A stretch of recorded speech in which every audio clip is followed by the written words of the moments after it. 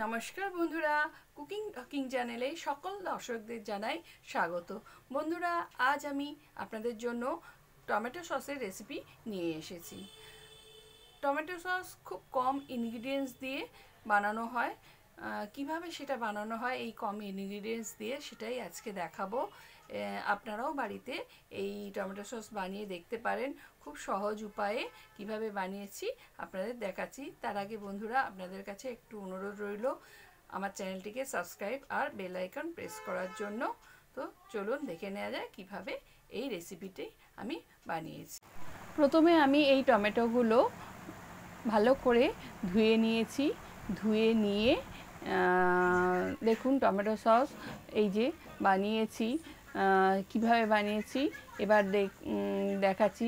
ওই টমেটোগুলো ধুয়ে নিয়েছি, প্রায় 1.5 কিলো টমেটো আমি 1.5 কিলো টমেটোর আমি সস বানিয়েছি।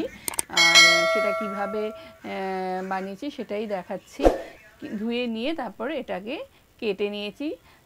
দেখুন টমেটোগুলো কেটে নিয়েছি। কেটে নিয়ে এরমভাবে কেটে নিয়ে এগুলো আমি গ্যাস ওভেনে বসিয়ে কড়াইতে কিছু তেল বা কিছু দিতে হবে না, জল তেল কিছু দিতে হবে না। কড়াইতে দিয়ে এটা ঢাকা চাপা দিয়ে দেবো, দিয়ে এটা সেদ্ধ করতে দেবো। সেদ্ধ আমার হয়ে গেছে দেখুন বন্ধুরা। এবার এটাকে ঠান্ডা করে নিয়ে মিক্সি জারে নিয়ে এটা একটু ব্লেন্ডিং করে নেব। ব্লেন্ডিং করে একটা পাত্রে ঢেলে নিলাম। দেখুন ঢেলে নিয়ে এবার এটাকে আমি ছাঁকনির সাহায্যে ভালো করে ছেঁকে নেব, যাতে বীজগুলো আমার আলাদা হয়ে যায়। দেখুন এইভাবে একটু একটু করে নিয়ে ছেঁকে নিচ্ছি। ভালো করে ছেঁকে নিতে হবে, একটা বীজও যেন না যায়। আমার ছাঁকা হয়ে গেছে দেখুন। এই দেখুন 1.5 কিলো টমেটোর এতটা কাই বেরিয়েছে। এবার আমি কড়াইতে এখানেও কোনো তেল দেব না, পুরো ওই যে টমেটোর যেটা ছেঁকে রেখেছি সেটা দিয়ে দেবো।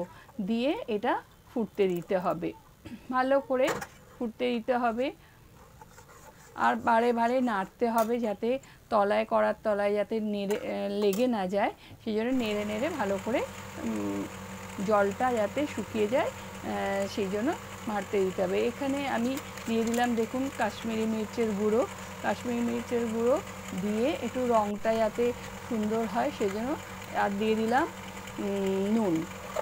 নুনটা ভালো করে দিয়ে দিতে হবে, পরিমাণ মতো নুন দিয়ে দিতে হবে, পরে টেস্ট করে দেখে নেওয়া যাবে। এবার দিয়ে দিলাম চিনি নুন ভালো করে দিয়ে এটা ভালো করে নাড়িয়ে নিতে হবে। নেড়ে চেড়ে নিয়ে কিছুটা কমে গেছে দেখুন, আরেকটু চিনি লাগছে সেই জন্য আরেকটু চিনি দিয়ে দিলাম। চিনি দিয়ে আবার নাড়িয়ে নিলাম। এবার দিয়ে দিচ্ছি দেখুন ভিনিগারটা দিতে হবে, কারণ ভিনিগার দিলে টমেটো সসের আসল স্মেলটা আসবে।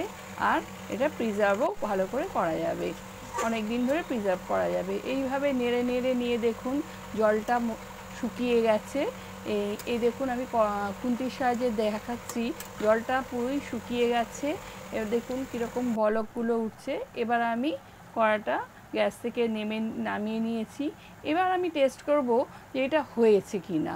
তার জন্য দেখুন কড়া থেকে আমি দেখুন খুব সুন্দর কালার এসেছে। এবার আমি একটা প্লেট নেব, সাদা প্লেট নিয়েছি। নিয়ে এই কড়া থেকে সসটা একটু আমি কয়েক ফোঁটা সস নিয়ে নিয়েছি। নিয়ে এবার প্লেটটাকে এবার কাত করে দেখুন দেখাচ্ছি কিভাবে। দেখুন এখানে কোনো জল নেই যে বোঝাই যাচ্ছে, জল থাকলে তাহলে একদম সাইড দিয়ে জলটা বোঝা যেত। এইভাবে আমার টমেটো সস রেডি। এবার একটি বোতলে এটাকে আমি ঠান্ডা করে ঢেলে দেবো। দেখুন বোতলে ঢালা হয়ে গেছে। বন্ধুরা, আপনারাও বাড়িতে সহজেই এইভাবে টমেটো সস বানাতে পারেন। আজ এই পর্যন্ত, নমস্কার।